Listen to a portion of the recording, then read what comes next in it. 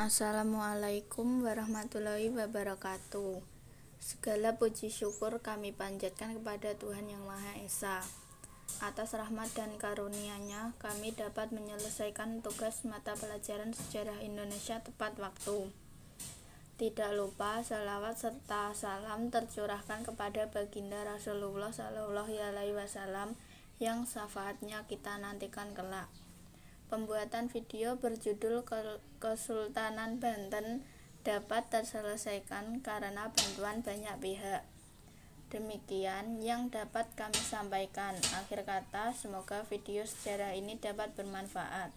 Wassalamualaikum warahmatullahi wabarakatuh.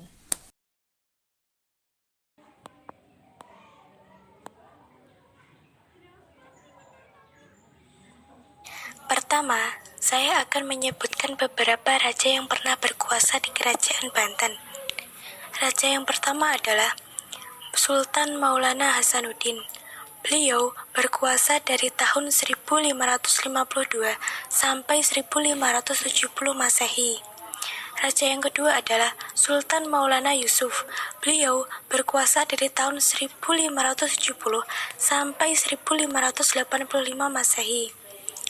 Yang ketiga, yaitu Sultan Maulana Muhammad. Beliau berkuasa dari tahun 1585 sampai 1596 Masehi. Dan yang keempat, yaitu Sultan Abdul Mufakir Mahmud Abdul Qadir. Beliau berkuasa dari tahun 1596 sampai 1647 Masehi. Dan yang kelima, yaitu Sultan Abu al-Ma'ali Ahmad. Beliau berkuasa dari tahun 1647 sampai 1651 Masehi.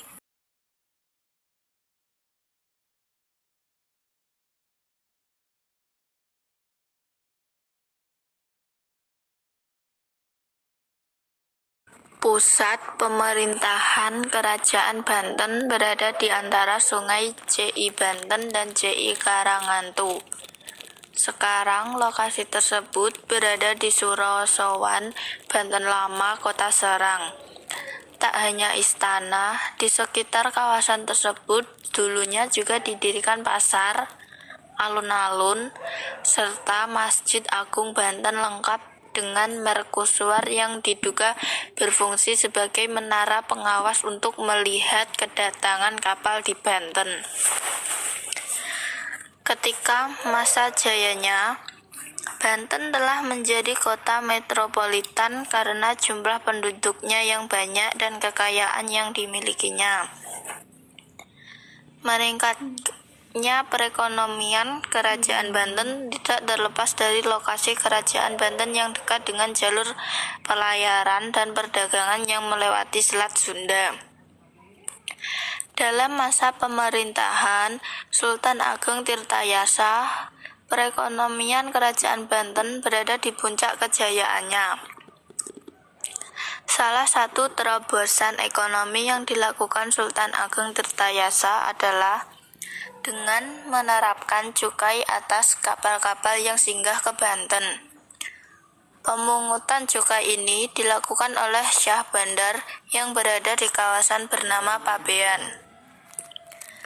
Selain pemungutan cukai, bidang perdagangan dan pertanian juga menjadi salah satu tonggak perekonomian Kerajaan Banten. Bermula dari perekonomian masyarakat kawasan pedalaman yang ditopang oleh kegiatan perladangan, Sultan Ageng Tirtayasa mencanangkan pekerjaan pengairan besar yang dibuat untuk mengembangkan pertanian masyarakat. Sejak saat itu, perkembangan ekonomi Kerajaan Banten mengalami peningkatan signifikan. Di bawah instruksi Sultan Ageng Tirtayasa, antara 30-40 km kanal dibangun dengan menggunakan tenaga sebanyak 16.000 orang. Adapun di sepanjang kanal tersebut dibuat area sawah baru dan area perkebunan kelapa sebesar 40.000 hektar serta 30.000 petani ditempatkan di atas area pertanian tersebut. Tak hanya itu, Kerajaan Banten juga menjalin hubungan dengan negara luar untuk kepentingan ekonomi, seperti dari Monghul dan Turki. Itu dia ulasan mengenai bentuk pemerintahan dan perekonomian dari Kerajaan Banten. Semoga dapat meningkatkan wawasanmu tentang sejarah Kerajaan Banten.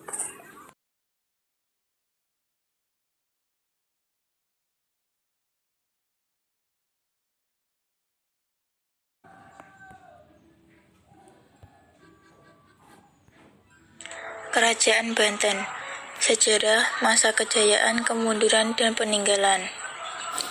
Kerajaan Banten adalah salah satu kerajaan Islam di Pulau Jawa yang pernah menjadi penguasa jalur pelayaran dan perdagangan. Hal ini didukung oleh posisinya yang strategis, yaitu di ujung Pulau Barat Jawa, lebih tepatnya di Tanah Sunda, Provinsi Banten.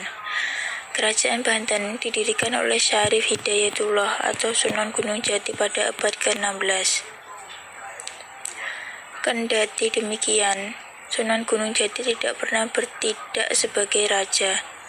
Raja pertama Kesultanan Banten adalah Sultan Maulana Hasanuddin yang berkuasa antara 1552 sampai dengan 1570 Masehi. Sedangkan masa kejayaan Kerajaan Banten berlangsung ketika pemerintah Sultan Ageng Tirtayasa pada 1651 sampai dengan 1683 Masehi. Sultan Ageng Tirtayasa berhasil memajukan kekuasaan politik dan angkatan perang Banten untuk melawan VOC. Hal ini pula yang kemudian mendorong Belanda melakukan politik adu domba hingga menjadi salah satu penyebab runtuhnya Kerajaan Banten. Sejarah singkat Kerajaan Banten. Sebelum periode Islam, Banten kota penting yang masih dikuasai penjajahan. Pada awalnya, penguasa penjajahan bermaksud menjalin kerjasama dengan Portugis untuk membentukkan dalam menghadapi orang Islam di Jawa Tengah yang telah mengambil alih kekuasaan dari tanah raja-raja bawahan Majapahit.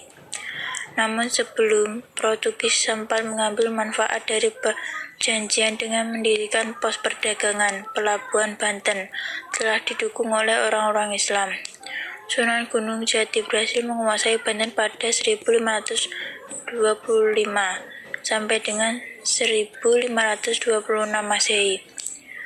Kedatangan Sunan Gunung Jati ke Banten adalah bagian dari misi Sultan Trenggono dari Kerajaan Demak untuk mengusir Portugis dari Nusantara.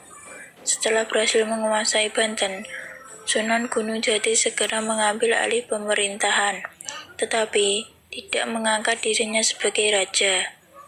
Pada abad 1552 Masehi, Sunan Gunung Jati kembali ke Cirebon dan menyerahkan Banten kepada putra keduanya, Sultan Maulana Hasanuddin. Sejak saat itu, Sultan Maulana Hasanuddin resmi diangkat sebagai raja pertama Kerajaan Banten. Raja-raja Kerajaan Banten. Perkembangan agama Islam dalam kehidupan sosial Kerajaan Banten.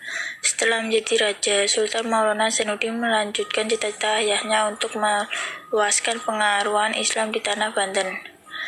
Bahkan, Banten mempunyai peranan penting dalam penyebaran Islam di Nusantara, khususnya di wilayah Jawa Barat, Jakarta, Lampung, dan Sumatera Selatan. Menurut catatan sejarah Banten, Sultan yang berkuasa masih keturunan Nabi Muhammad, sehingga agama Islam benar-benar menjadi pedoman rakyatnya. Meski ajaran Islam mengaruhi sebagai besar aspek kehidupan, masyarakatnya telah menjalankan praktik toleransi terhadap pemeluk agama lain. Terlebih lagi, banyak orang India, Arab, Cina, Melayu, dan Jawa yang menetap di Banten. Selain salah satu bukti toleransi beragama pada masa pemerintahan, Kesultanan Banten adalah dibangunnya sebagai klaten di pelabuhan Banten pada 1673 Masehi. Kehidupan sosial masyarakat Banten semakin makmur pada masa pemerintah Sultan Ageng Tirtayasa. sebab Sultan sangat memperhatikan kesejahteraan rakyatnya. Salah satu caranya dengan menerapkan sistem perdagangan bebas. Kerajaan penjajahan berdiri raja-raja, keruntuhan, dan peninggalan. Kehidupan ekonomi Kerajaan Banten sebelum menjadi Kesultanan Banten merupakan penghasilan rempah-rempah, ada yang menjadi komoditas perdagangan. Pada masa pemerintahan Sultan Maulana Hasanuddin, ini dimanfaatkan untuk mengembangkan Banten menjadi bandar perdagangannya lebih besar. Setelah Sultan Maulana Yusuf berkuasa menggantikan Maulana Hasanuddin, sektor pertanian juga berkembang untuk mendukung perekonomian rakyatnya. Masa kejayaan Kerajaan Banten. Kerajaan Banten berhasil mencapai puncak kejayaan pada masa pemerintah Sultan Ageng Tirtayasa. Beberapa hal yang dilakukan untuk memajukan Kesultanan Banten antaranya memajukan wilayah perdagangan Banten sehingga ke bagian selatan Pulau Sumatera dan Kalimantan. Banten dijadikan tempat perdagangan internasional yang mempertemukan perdagangan lokal dengan perdagangan Eropa. Memajukan pendidikan dan kebudayaan Islam. Melakukan modernisasi bangunan keraton dengan bantuan arsitek Lucas Cerdail. Membangun armada laut untuk melindungi perdagangan dari kerajaan lain dan serangan pasukan Eropa. Selain itu, Sultan Ageng Tirtayasa terkenal sebagai raja yang tergigih menentang pendudukan VOC di Indonesia. Di bawah kekuasaan politik dan angkatan perang Banten maju pesat. Kemunduran Kerajaan Banten. Seorang saudara adalah salah satu penyebab runtuhnya Kerajaan Banten. Sekitar tahun 1680 terjadi perselisihan dalam Kesultanan Banten. Anak dari Sultan Ageng Tirtayasa yakni Sultan Haji berusaha merebut kekuasaan dari sang ayah. Perpecahan ini dimanfaatkan oleh komponen VOC dengan memberi dukungan dan bantuan persenjataan kepada Sultan Haji, sehingga perang saudara menjadi tak terhindarkan. Akibat sengketa tersebut, Sultan Ageng terpaksa mundur dari istananya dan pindah bersama putranya yakni Pangeran Purbaya. Kemudian pada 1683, Sultan Ageng ditangkap VOC dan ditahan di Batavia. Perang saudara yang berlangsung di Banten menyiasatkan ketidakstabilan dan konflik di masa pemerintah berikutnya. VOC semakin ikut campur dalam urusan Banten, bahkan meminta kompensasi untuk menguasai Lampung sekaligus monopoli perdagangan lada di sana. Merujuk Kem Husai, Sultan Haji meninggal. VOC semakin menekan Kerajaan Banten. Hal tersebut pun membuat pengaruh Kerajaan Banten memudar dan ditinggalkan. Kejayaan Kerajaan Banten. Sejarah Kerajaan Banten dari masa jaya hingga kemunduran. Masa kemasaan Kerajaan Banten tersebut berlangsung ketika pemerintah Sultan Ageng Tirtayasa 1651 sampai 1683 Masehi. Di bawah kekuasaan Sultan Ageng Tirtayasa, ia banyak memimpin perlawanan terhadap Belanda lantaran VOC menerangkan perjanjian monopoli perdagangan yang merugikan Kesultanan Banten. Di sisi lain, Sultan Ageng Tirtayasa juga menginginkan Banten menjadi kerajaan Islam terbesar. Tak heran jika Islam telah menjadi pilar dalam kerajaan Banten.